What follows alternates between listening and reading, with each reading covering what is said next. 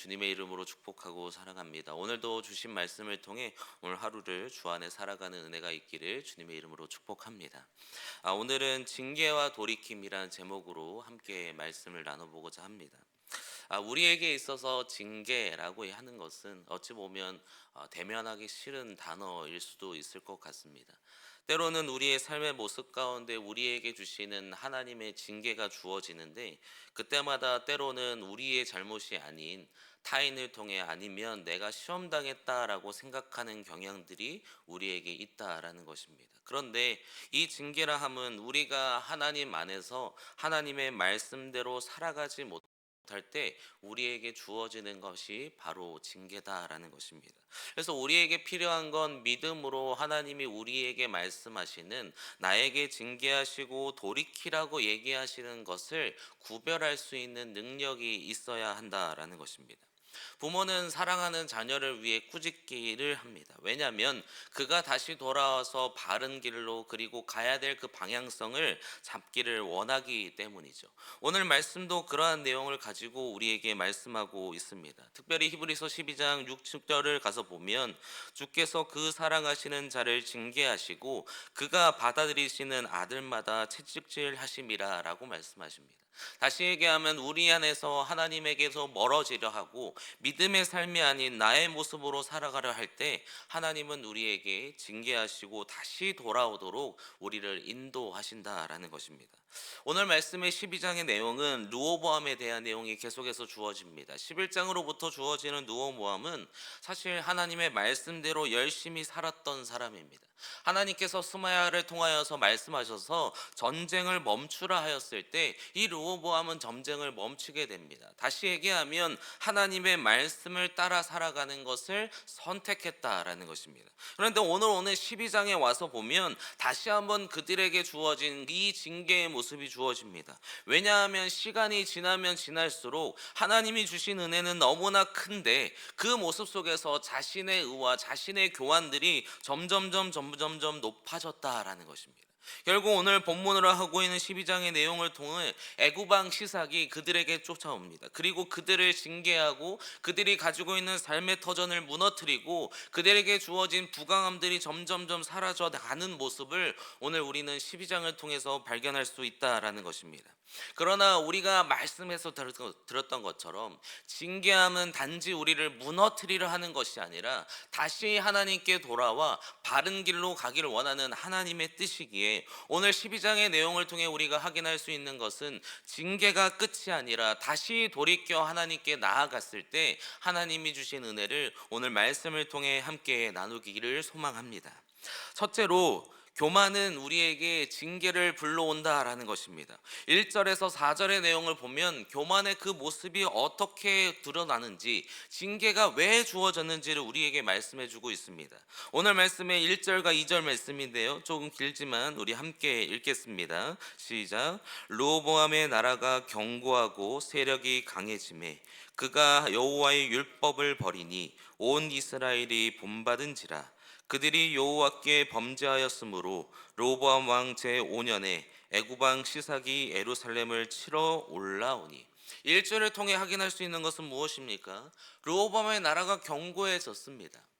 다시 얘기하면 하나님의 말씀을 따라 살아갔을 때 그들에게 주어지는 것이 평안이요 견고함이요 풍족함이 주어졌다는 것입니다.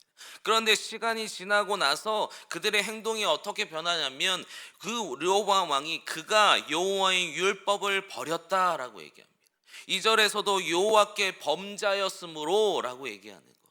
결국 자신의 것들을 가지고 살아가는 것을 그들이 다시금 선택하게 되죠.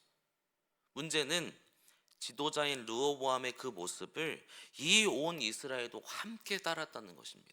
1절 하반절에 가서 보면 온 이스라엘이 그와 함께 하니라 라고 얘기하죠. 결국 이 교만의 모습은 계속해서 전염성처럼 계속해서 이어집니다. 그리고 그것들이 풍겨났을 때 결국은 모든 이 이스라엘 사람들이 하나님을 떠나고 결국 죄와 범죄함을 받아들이고 그걸 더불어 살아가는 교만이 그들에게 주어졌다라는 것입니다. 결국 2절을 통해 보여지는 것처럼 시사왕을 통하여서 이들에게 어려움이 다가오기 시작합니다. 예루살렘에 이제 전쟁이 시작되고 그들 안에 부강했던 모든 것들이 하나씩 하나씩 무너졌다라는 것입니다. 당시에 물론 전쟁은 많은 시기였습니다. 나라별로 자신의 그 영토를 확장하는 것이 어찌 보면 그들의 목적이기도 했습니다. 그러나 이것이 국제 정세로 우리에게 주어지는 것이 아니라 풍족했던 그런 것들이 왜 무너졌는지를 생각하면 하나님의 말씀에서 떠나 교만함을 통해 내가 원하는 대로 살아가는 그때 우리에게 주어졌다라는 것입니다. 때로는 평안은 우리에게 교만으로 쉽게 갈 수 있는 자리를 만들기도 합니다. 풍족함과 우리에게 어떠한 어려움이 없을 때 오히려 우리는 하나님의 말씀을 더 떠나도록 하는 그 유혹들이 우리에게 주어진다라는 것입니다. 앞서 말씀드린 11장의 르호보암은 결국 선지자의 말씀을 따라 그 나라가 부강해졌습니다. 다시 얘기하면 하나님의 말씀을 의지하는 그때 그 모습 속에서 분명히 잘 되는 모습은 주어졌지만 그 속에서 자신의 힘이라고 착각하는 그 순간 결국 그들은 다 무너지게 되었다라는 것입니다.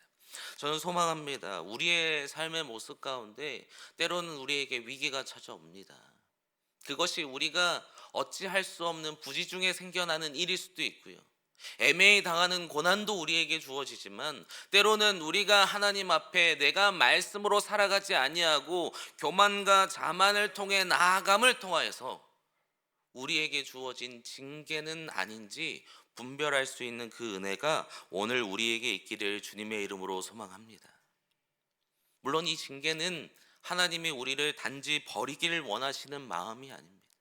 이 징계를 통해 다시 하나님은 우리를 돌아오도록 다시 한번 우리에게 사랑의 손길을 내어주심을 기억해야 할 것입니다. 두 번째로 이 교만을 통해 우리에게 징계가 주어졌다면 그때 우리는 어떠한 모습으로 살아가야 하냐는 것입니다. 오늘 말씀의 5절부터 12절의 내용은 우리가 하나님께로 다시 스스로 돌이켜 돌아왔을 때 다시금 내 모습이 하나님의 말씀으로 살아가지 못했음을 온전히 고백하고 돌아오게 되었을 때 다시금 하나님은 우리에게 긍휼을 허락하심을 오늘 우리에게 보여주고 있습니다.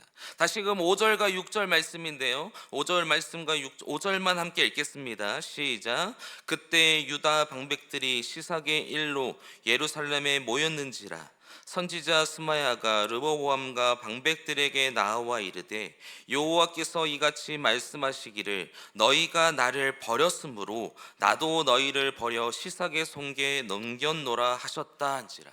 징계 이유에 대해서 말씀하시죠. 이제 너희가 나를 버렸기 때문에 결국 시삭을 통해서 너희에게 이 어려움들이 주어진 거야. 그런데 6절에는 이렇게 얘기합니다. 이래 이스라엘 방백들과 왕이 스스로 겸비하여 이르되 여호와는 의로우시다 하며. 6절을 통해 주어지는 말씀은 무엇입니까? 이제 왕과 그 모든 나라의 사람들이 모여서 왜 이러한 일이 이루어졌을까를 선지자를 통해서 들었을 때 그들이 받아들이는 그 모습은 무엇이냐면 우리가 잘못했다고 고백하기 시작합니다.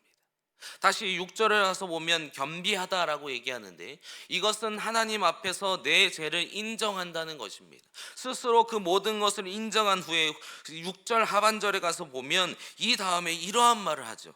이르되 여호와는 의로우시다.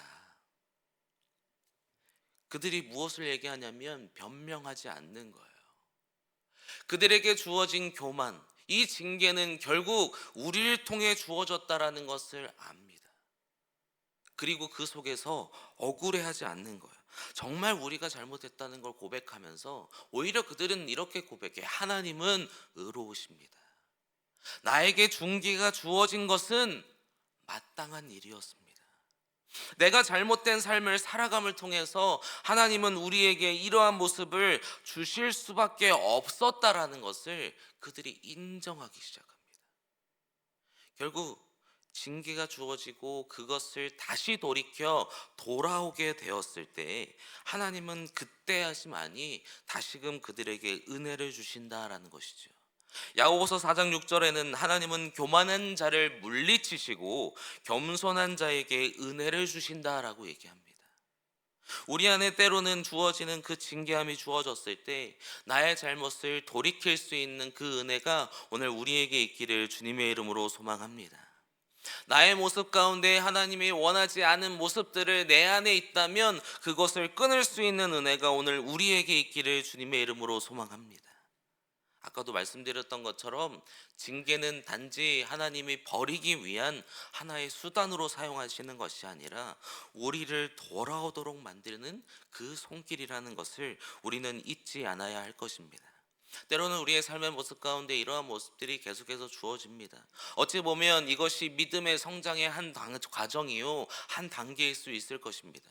그러나 가장 중요한 것은 우리가 그 징계함을 알았다면 억울해하거나 아니면 변명하거나 아니면 나의 모습에서 그것을 찾는 것이 아니라 다른 상황이나 여건에서 그 모습을 찾는 게 아니라 내 안에서 잘못을 찾고 하나님 앞에 온전히 인정하며 순종하면 그 나아가는 그 은혜가 오늘 우리에게 있기를 주님의 이름으로 소망합니다. 여호와께 엎드렸을 때 그가 의로우시다라고 얘기했을 때 결국 다시 긍휼은 주어지기 시작했다라는 것입니다. 이를 통해 우리에게 주어져야 하는 것은 다시금 하나님께로 돌아가는 그 우리의 겸비함, 그리고 우리가 스스로 죄를 고백하는 은혜가 있기를 소망합니다. 마지막 세 번째의 모습은 우리에게 돌이킴이 주어졌다면 우리의 모든 것을 새롭게 해야 합니다. 13절에서 16절까지의 내용은 이 내용을 얘기하는데 마지막 13절에는 이렇게 얘기합니다. 르호보암 왕이 예루살렘에서 왕위를 굳게 서서 다스리니라. 다시 돌아와서 왕위를 다스리기 시작합니다. 그런데 14절에 다시금 이렇게 얘기하죠. 르호보암이 악을 행하였으므로 이는 그가 마음을 다하여 여호와를 구하지 아니하였답니다. 분명 13절에는 굳게 다시 씁니다. 그런데 14절에 가서 보면 그에 대한 종합적인 평가, 마지막 끝의 내용은 무엇이라고 얘기하냐면 그가 악을 행하였고 결국 여호와를 구하지 아니하였다라고 얘기하죠. 우리가 징계함도 알고요, 우리가 하나님께로 우리의 죄를 인정하기도 합니다. 그런데 이 인정이 단지 순간적인 어려움 때문에 인정한다면 우리는 계속해서 그 죄의 길로 빠질 수밖에 없어요. 오늘 르호보암의 마지막 모습은 무엇입니까? 분명히 돌아와서 긍휼함으로 하나님의 사랑을 다시 느끼지만 다시 돌아갔습니다. 마음으로 그에게 주어진 삶의 자리를 새롭게 변화시키지 못함을 통해서 결국 마지막에 그 모습은 그가 악한 왕이라고 얘기하는 칭함이 그에게 주어졌다라는 것이죠. 우리에게는 이러한 모습이 주어지지 않기를 주님의 이름으로 소망합니다. 그의 마지막 통치에는 끊임없는 전쟁과 끊임없는 불안으로 살아갈 수밖에 없는 모습이 주어졌지만 우리에게 참된 돌이킴이 주어져서 날마다 우리의 삶의 모습 가운데 일시적인 회개가 아니라 하나님 앞에 나의 모습을 날마다 바라보고 그 속에서 내 모습을 바꾸려 하는 그때, 우리의 삶의 모습 가운데 모든 방향성을 하나님께로 바꾸는 그때 진정한 은혜가 우리 안에 주어질 줄 믿습니다. 그것이 우리에게 주어져야 결국 그 모습을 통해서 하나님이 뜻하신 모습이 우리에게 완성된다라는 것이죠. 결국 우리는 우리의 삶을 날마다 돌아봐야 합니다. 그리고 순간적인 것을 통해서만 나아가는 것이 아니라 내가 좋은 일이 있든 좋지 않은 일이 있든 어떠한 모든 일이 있든지 하나님께로 돌아오는 그 은혜가 오늘 우리에게 있기를 주님의 이름으로 소망합니다. 그 회개의 자리가 주어질 때 결국 하나님은 우리에게 평안도 허락하실 것이며 우리가 살아갈 수 있는 모든 것을 책임져 주심을 통해서 하나님이 원하시는 그 인생을 날마다 만들어가게 하실 줄 믿습니다. 그래서 순간의 눈물이 아니라 평생의 헌신이 우리에게 있기를 주님의 이름으로 축복합니다.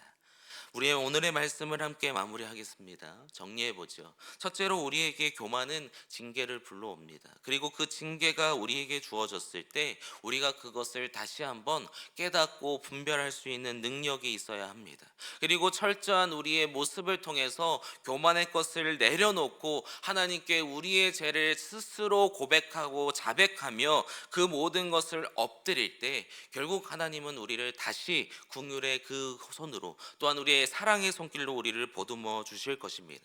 또한 마지막으로 그것이 순간적인 모습이 아니라 평생에 계속적으로 우리가 돌이키고 하나님께로 돌아가는 우리의 삶을 새롭게 했을 때, 우리의 인생의 방향성 가운데 하나님을 향한 그 마음이, 그리고 그 모습들이 우리에게 주어졌을 때 순간의 눈물이 아니라 평생의 헌신으로 나아갈 수 있을 줄 믿습니다.